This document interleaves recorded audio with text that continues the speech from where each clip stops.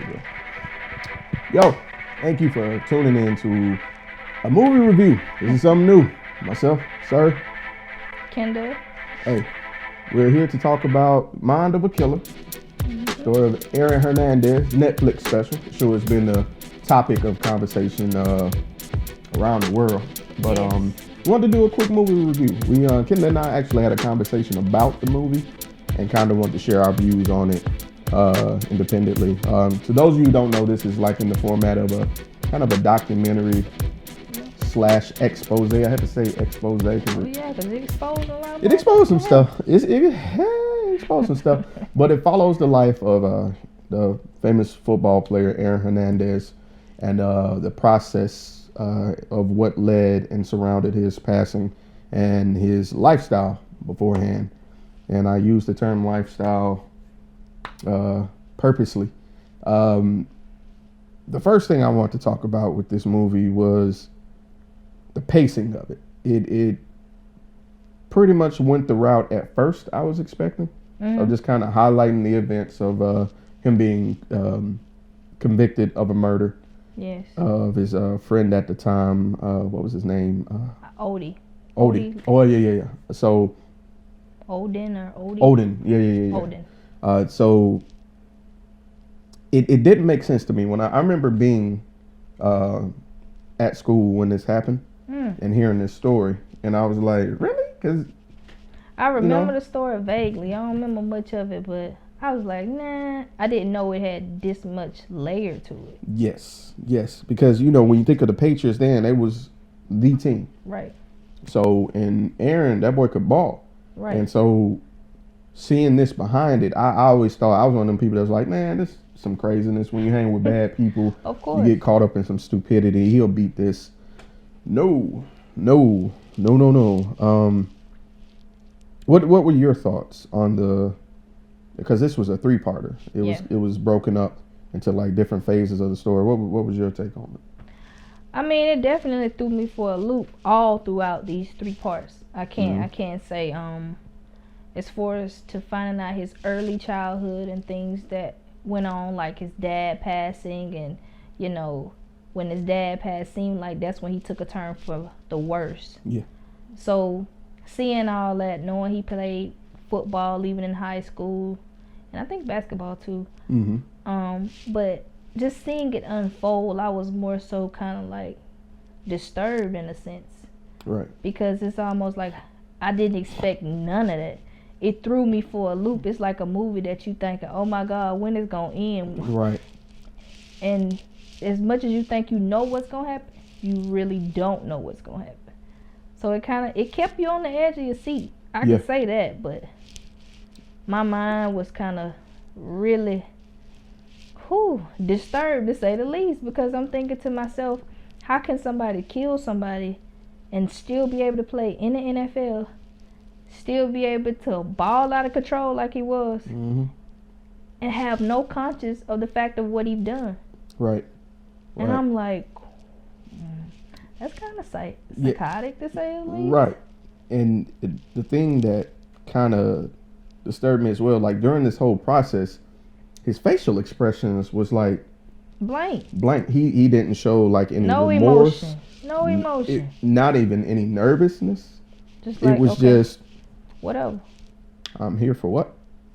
Like that's what it kind of scared me. And let's not forget either that the guy that he killed, Odin, that was his fiance at the time, her sister, his boyfriend. Right. So it's so kind of, they were technically like brother-in-laws in a way. Yeah. Yeah, and that's really disturbed me. That's the really core thing. This was an in-family issue. This wasn't this person just killed this random person. No. You knew this man. There was these 2 sisters. One was with Aaron Hernandez and one was with Odin. And apparently the way the story went, it really feels like the sister that was with Aaron really knew everything that was going on. It does. Even to the day that the other sister found out, she went to her sister and the sister even consoled her. Right. And they hugged for a good minute. Oh my God. Like the fact that she could go find the gun. She disposed of the murder weapon. Yeah, to those of you who don't know, if you get a chance to go check it out, it really is disturbing the level of loyalty to someone else other than family. Because I can't fathom if my brother had something to do with the death of the person I loved. Right. That dynamic has changed. That's sick, man. On so many levels. And they were sitting across from each other in the courtroom. On Aaron on this side, Odin and his family. And Odin's family's on this side. And she was over there on Aaron's family side, just sitting there and trying to support her fiance, knowing what took place. Because you can't tell me you don't know if you disposed the weapon. Yeah, if he sends you that message, I think it was a phone call too. Yeah, Odin actually sent a text message to his sister, letting his sister know, hey, I'm with NFL, aka Aaron Hernandez. So I'm like, whoa, it's almost as if he kind of felt like it was gonna be something. Yeah, he had to feel something was up because. But that still got to be why scary talking too. Code? Yeah, I don't even think. I oftentimes wonder if he hadn't went out with them, what would have transpired. That's what stuck with me. Did he feel like he needed to go out with them? Like, where are your thoughts? Because you felt eerie enough to text your sister to say you're with NFL. So my question to him would be, well, why did you even go? Right. In the first place, because you didn't have to go. You could have just. Somebody text me at 2 o'clock in the morning to my son, let's hang out. Man, I'm asleep. Right. And I'm finna pick you up. I'm asleep, bro. Don't call me. Yeah. And I mean, I understand they used to smoke together and all that, but this has a bunch of questions that we won't get the answers to. You don't even find out the real reason of why he killed this man. Nope. And as if that ain't enough, you go and kill more people? Yeah. Just because off of your rage alone, and your cousin cover up for you? Who's terminally ill. I know. I ain't even gotta ask my cousin them. They can say all day, "Can I got your back?" My answer to that is, bitch, stop lying. Like, to what degree do you say enough is enough? Yeah. And I don't know. I don't know who to feel worse for, him or the victims that you killed in the process, because at least you still had your life. Regardless of the fact that you were behind bars, you took these people's life for no apparent reason, and yet you think it's okay. Yeah. And man, and even the police were stumped for a bit, saying that these people who were killed really didn't have any dirt on them. Like, they wasn't really, they worked, they kicked it and went home. They didn't have any sort of bad background or anything. So it's when someone has such a reckless abandonment of life, I feel like, I understand that they were talking about the brain damage for Aaron, but it makes me wonder how many other people are like that walking around. That's my question, that you don't even know that they're like that, because you can't be able to just physically look at somebody and say, oh, you're messed up. You just can't. Right. It put me in a different lens. It hit me hard, real hard. Yeah, definitely. Especially on the heels of, so much going on at schools with shootings and senseless death. It just puts me in the mind frame of, I don't know what's going on to the person next to me. No offense. No problem. None taken. Because you only know what I give you. Right. So I'm not mad at that at all. And he was playing a character. Exactly. It's like Mr. Jekyll's Mr. Hyde. You just didn't know what you were going to get. Right. Man, but overall, if you haven't watched it, us telling you it is not enough to give it weight. I would recommend watching it if you can stomach such a terrible story. It took me a couple of days to just get through part 1. Yeah, it's 3 parts. I'd say about an hour and some change each part. And it touches on some topics that really need to be spoken about, such as living a double life. Definitely. In more than one sense. I mean, violence and homosexuality. Yes. Apparently, he had a lover who was also a guy in sports. Yeah, one of his former teammates who he actually played high school football with. And also the allegations that the wife knew. You know? Yeah, and that's kind of, now she did, I want to say a couple of weeks ago, she did like a interview with either Good Morning America or someone, whatever Gayle King is on, I want to say, but she said something along the terms of, it's kind of contradictory if you think about it, because she said she would love Aaron unconditionally, like no matter what, but she wished he would have told her that he was gay. So which one is it? Right. Would you still have been with him? I'm not judging you, that's not my place, but you know, it's kind of contradictory if you ask me. Right. It definitely would change things. I don't care what she says. Yeah, that's she's what gonna I'm saying. say whatever to get herself out the limelight and be neutral. That was a perfectly safe answer. Yeah. So I take, and given this is the same woman that disposed of the gun. So Exactly. I take anything she say with a grain of salt. But yeah, I think it's an interesting watch. It really put things in perspective of how people perceive things with family, responsibilities, being true to yourself, and loss. Just how some people deal with loss, and I don't mean on the level of death. I mean, this woman chose a killer over her family, and she did this knowing he was a killer. And people are that dedicated to a lifestyle. The crazy thing is, I look at it like this: she was engaged, but in her mind, I wonder did she already say "I do"? Because she stood by him as if she was already married to him. That's fact.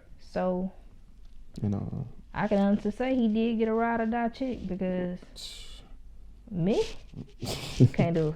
Right. I can't do it. And I'm more so worried about that kid. Baby. Yeah, he left the baby behind. Yeah, like I really, really worry about that child. Like, what's her mental state? I know he didn't have the best relationship with his mom, and I wonder ultimately, like, does she blame herself too? Because she played a very important part in his killing too. I feel like, almost, because I know when they went back on that second trial, she didn't even come and support. Yeah. The only person that was there was his fiance. So I mean, if that ain't devastating to you, exactly. He actually did say that. He told her, "You fucked my life up." And like most parents that are in denial, she didn't feel like she did anything wrong, but she had more to do with it than what she thinks. So I think that's why it's like very, very important that you get to know your kids. You don't let society teach your kids the shit that you need to teach your kids. Fact. So you be that parent enough to have open dialect with your child, whether you want to or not. It's more important to have. I don't want my kid getting information somewhere else that I myself is physically able to give them. I don't want them looking for that. If I can give you that, let me. Facts. I can't even add to that. That's point blank, period. It goes to show you that there's a monster in people, and are you willing to marry a monster to live a glamorous lifestyle? And even when you do so, what are you getting in the end? Exactly. Because you don't even get that person. You don't. And if money was all you cared about, then that just speaks enough on your character, enough to say, you weren't who I thought you were. It just scares me. I knew something was kind of off when she they mentioned that she kind of just dropped everything she was doing once he got signed, and just was like, okay, there goes my ticket. And the crazy part about it is he got a 5-year, $40 million contract a couple of months after the death of Odin. So I'm trying to think, like, how do you turn that on and off as if it doesn't exist? That's the scary part. Yeah. I feel bad when I leave, like, the lights on when I go to bed. Like, straight up. I just can't imagine killing somebody and just going to play ball and celebrating. Exactly. Like, where's your conscience? Bruh. Ooh. That one, it was a great watch. Let me it's more like a thriller. Yeah. It's going to, if you can, watch it with somebody. So that way you can have somebody to discuss things with. You might get a better understanding of them too. So if you get a chance, watch it with somebody, and that way y'all can kind of discuss it. So if I had to choose to recommend it or not, I definitely give it a thumbs up. It's definitely worth watching. Because you learn a lot, not only about people, but the people you hang around with, who you consider yourself to be friend and loyal to. Gotta ask yourself, would they be that same kind of loyal to you? Would you kill your own friend? Nah. Nah. I wouldn't either. Yeah, nah. Well, it depends. If they eat my last bowl of like golden grams. I like golden grams. It doesn't depend for me. I'm not gonna kill you. I'd rather walk away from you with my pride, my dignity, and my self-respect than anything. Why you gotta sound so philosophical? I'm just saying, that's just me. Man, you made that sound good as hell. I'm just saying, that's just me. Nah, that's real. It really made me examine myself and how far I would go even at my worst, and still exactly my measuring stick is different from everybody else's. And yeah, go watch it, please. Leave us comments, thoughts, prayers, hate mail, whatever you want. Nah, don't leave. Let me hold the hate mail. My bad. I'm good, love. You tell us what y'all think about the movie. If we missed any points you want to talk about, leave a comment. Subscribe to us. Follow us. You got Instagram? Yeah, you can follow me on Instagram. I'm Lady K, LAY_DAEE. I like the way you said that. That makes sense. All right. Hey, I'm Sirr. If you want to follow me on Instagram, Narcuz, NAWCUZ, 2020_podcast. More collabos coming. Hey. We about to make this work. So, first review, Mind of a Killer, Aaron Hernandez. Give it a watch. I'll let you. Hey.